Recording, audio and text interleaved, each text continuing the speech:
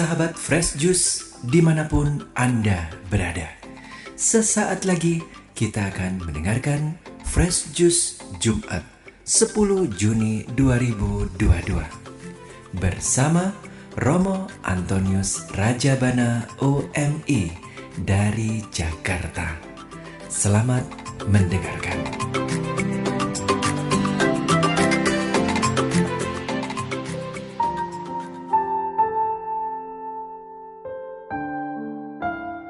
Para sahabat Fresh Juice yang terkasih, hari ini hari Jumat 10 Juni tahun 2022, kita diajak oleh gereja untuk menekuni dan meneliti bahwa apa yang keluar dalam tindakan maupun kata-kata sebetulnya bersumber di dalam, di hati maupun pikiran kita.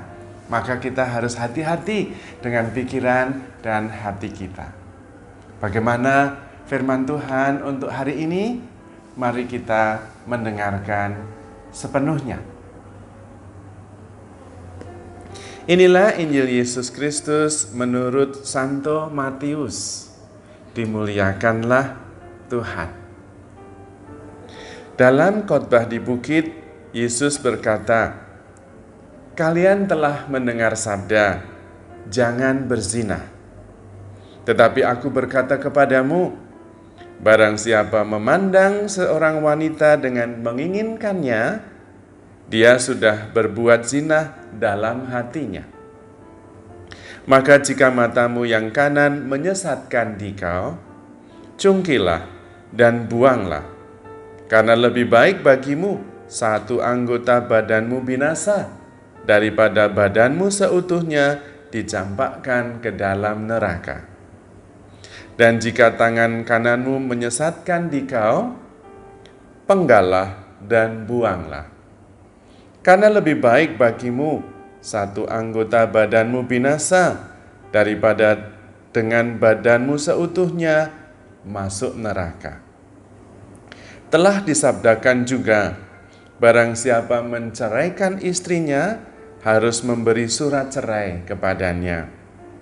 Tetapi aku berkata kepadamu, barang siapa menceraikan istrinya, kecuali karena zina, dia membuat istrinya berzina. Dan barang siapa kawin dengan wanita yang diceraikan, dia pun berbuat zina." Demikianlah Injil Tuhan. Terpujilah Kristus. Para sahabat Fresh Juice yang terkasih, dalam Injil yang kita dengar hari ini, Tuhan mengingatkan bahwa apa yang kita lakukan, yang kita ucapkan, seringkali sudah mulai dari apa yang ada di dalam pikiran, apa yang di dalam hati. Maka penting sekali kita memperhatikan apa yang bergerak di pikiran kita, apa yang bergerak di hati kita. Hal senada disampaikan oleh Rasul Paulus di dalam suratnya kepada jemaat di Filipi bab 4 ayat 8. Ayat itu berbunyi demikian. Apa yang baik, apa yang benar, apa yang luhur, apa yang mulia, pikirkanlah. Karena ketika kita mulai dengan pikiran yang baik, dengan hati yang baik, nanti buahnya juga kebaikan. Kalau kita menanam pohon anggur, pasti nanti akan menghasilkan buah anggur. Kalau semak belukar, ya tidak akan menghasilkan buah yang baik. Karena itu penting sekali kita menjaga pikiran, menjaga hati kita. Semua hal, apapun itu, yang menghalangi kita untuk berbuat baik atau untuk bisa bersatu dengan Tuhan, kita harus menyingkirkannya. Dan ketika anggota badan kita justru membawa kita kepada kebinasaan, meskipun itu berharga, bisa disingkirkan. Seperti dalam contoh tadi, kalau mata kita membawa pikiran yang negatif dan menyesatkan sehingga kita melakukan dosa, mata kita itu lebih baik disingkirkan.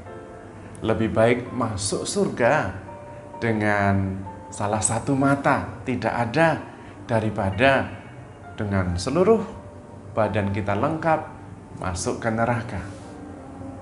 Itu juga berarti bahwa bersatu dengan Tuhan, shalom, mengalami keselamatan itu lebih penting dari segalanya. Apapun yang menghalangi kita untuk mengalami damai sejahtera, sukacita, keselamatan, masuk dalam kerajaan surga harus disingkirkan. Lebih baik kita masuk dan bersatu dengan yang ilahi meskipun kita mempunyai kekurangan secara fisik. Di sini juga mengandung pesan bahwa hidup rohani kita sangat penting. Badan kita seharusnya mendukung kehidupan rohani kita. Jangan sampai tubuh kita membawa kita jauh dari Tuhan. Jangan sampai apa yang fisik menghalangi yang rohani. Kita semua diundang oleh Tuhan untuk sungguh-sungguh memperhatikan secara detail. Dan bersatu dengan yang ilahi adalah berpikir yang jernih dan juga mempunyai hati yang bersih. Dan ini semua mengalir dari dalam menuju buahnya, yaitu apa yang nampak di luar. Kita diminta menjadi sempurna seperti Bapa yang di surga sempurna adanya. Kesempurnaan itu dimulai dari pikiran, dari hati, dan kemudian mengalir di dalam tindakan. Dan biasanya kejahatan, entah kecil entah besar, itu sudah dimulai terlebih dahulu di dalam pikiran kita, di dalam hati kita. Pemazmur juga mengatakan, orang jahat itu sudah mulai memikirkan kejahatannya, bahkan ketika dia masih di dalam pembaringan.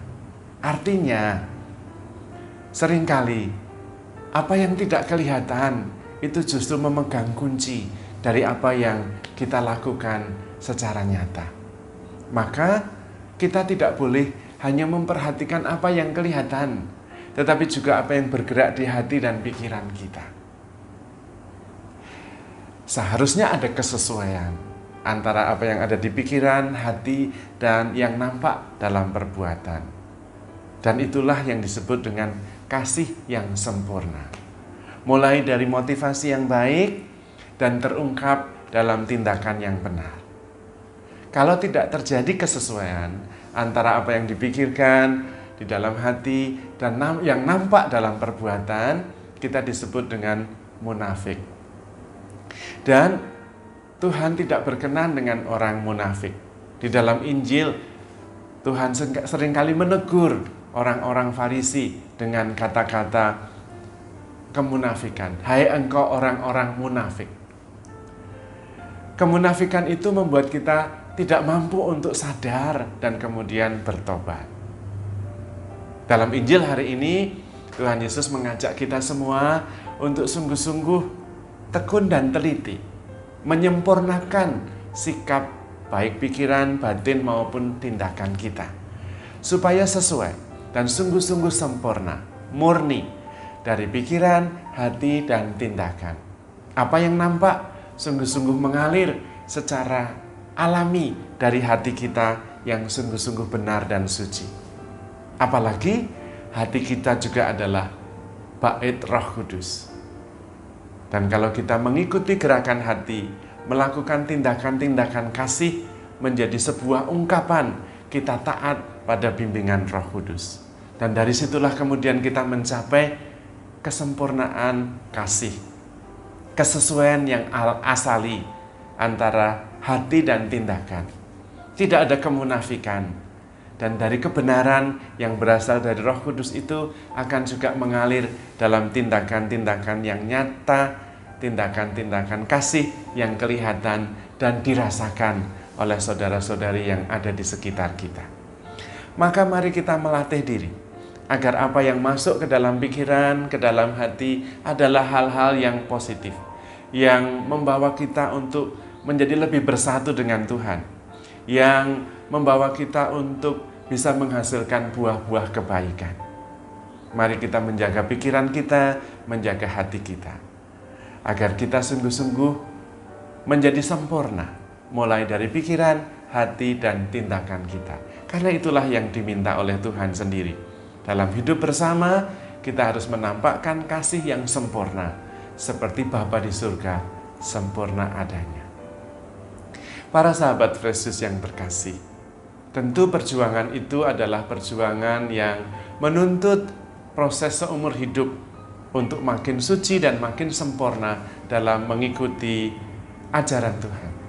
Untuk itu marilah kita mohon berkat agar pikiran hati kita sungguh-sungguh bisa dimurnikan, sehingga tindakan yang nyata dalam hidup kita juga tindakan-tindakan kasih yang sempurna karena mengasihi Tuhan dan mengasihi sesama kita.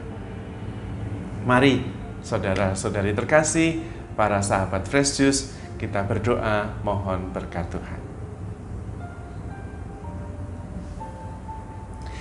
Allah Bapa Maha Kudus, kami bersyukur kepadamu karena Engkau tak henti-hentinya menuntun dan mengarahkan hidup kami.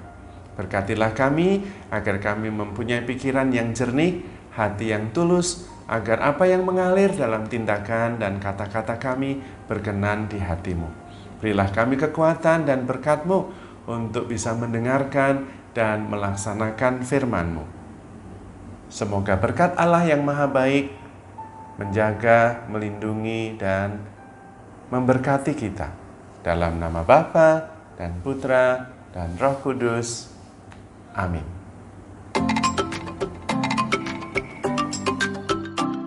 Sahabat Fresh Juice, kita baru saja mendengarkan Fresh Juice Jumat 10 Juni 2022. Terima kasih kepada Romo Antonius Rajabana untuk renungannya pada hari ini. Sampai berjumpa kembali dalam Fresh Juice edisi selanjutnya. Jaga kesehatan dan salam Fresh Juice.